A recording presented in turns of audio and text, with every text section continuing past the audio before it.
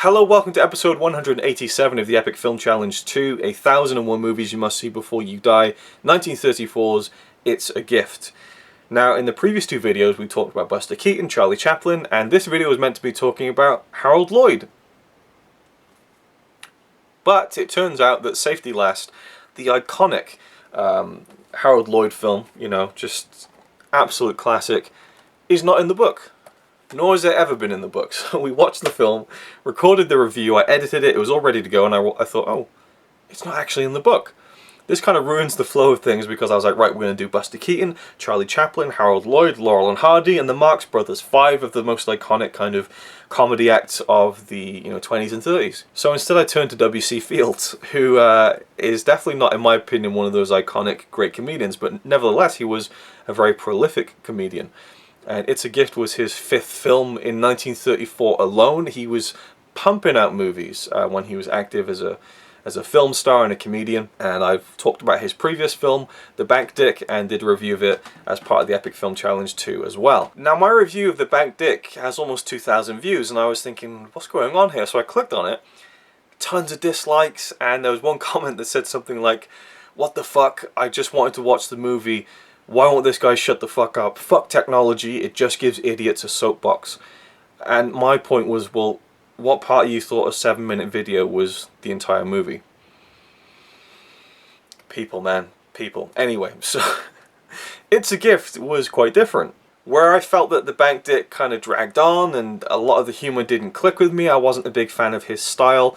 This film, which was 6 years earlier, and I think it shows, I really kind of liked W.C. Fields in this film, and I was kind of going into this with a mindset of not liking it, especially because I was annoyed that Safety Last wasn't in the book, and that it was kind of breaking the symmetry of my comedy icons kind of mini run at this point in the Epic Film Challenge 2, but I kind of really enjoyed it. It was a really fun film, and it stars W.C. Fields, obviously, as Mr. Bissonnette, although he likes to tell people it's Bissonnet, who's, he's like this kind of working to middle class guy. I mean, he runs a grocery store and he's punching above his weight in terms of how he wants society to see him. It's always returning to that gag. No, it's pronounced Bissonnet, I really enjoyed that little running gag. And he inherits some money from his uncle who passes away, and he decides he wants to buy an orange grove in California, which is thousands of miles away wherever the film is set. And so it's a big move for his family. He has a wife and he has a couple of kids, and it seems to be a running theme in W.C. Fields movies and stories where he is very much that kind of browbeaten husband who has a very domineering wife and very, very shrewd and shrill and always Harold, just like proper like annoying voice, and just the woman is made to be seen as nothing but a nuisance to him, basically. And he's always kind of just batting her away. Yeah. And I love that kind of the feeling of W.C. Fields where he is constantly kind of batting people away. He goes to work and go away. Yeah, go there. And people are like demanding stuff of him. He's like, yeah. Just a second. And like it'll come to a point where someone's asking him something, and he'll just be like, yeah, just a second. And he's kind of not even relating to what they're saying. So I liked that kind of momentum of his comedy. Some of it does drag out, like I thought in The Bank Dick, and some of it isn't funny, like in The Bank Dick, but I felt like this was more funny than that, and a lot more enjoyable. I liked the story of him going to California, wondering what was going to happen when he turns up at this plot, which apparently is no good, but he's convinced, oh no, they're just trying to say that because they found something really good there, so we're going to uproot the whole family and move to California. And so it's all building towards this climax of what's going to happen when they turn up. Is it going to be this beautiful, lush orange grove, or is it going to be a complete, just shit pile, basically? So I like that. But the film does feel like something that is strung along by stage acts. It's very episodic. We have like a location and a specific gag.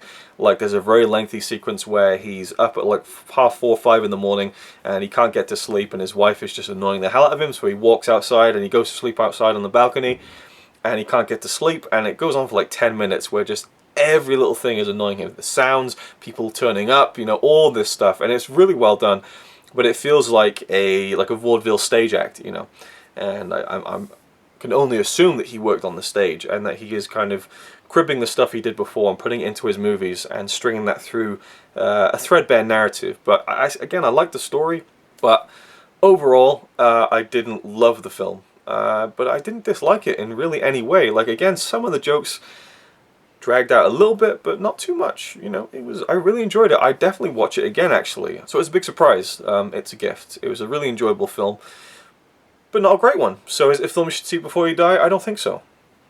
It just is what it is, you know. I enjoyed him a lot more in this, and found some of his... There's a bit where they're leaving for California, and everyone's like, okay, bye, bye, bye. And they drive off, and they get like 2 feet, and then the car kind of stops, and they're like... Everyone just stood around like, oh. So he clumsily gets out the car, and he's trying to fix it again. He gets back into the car.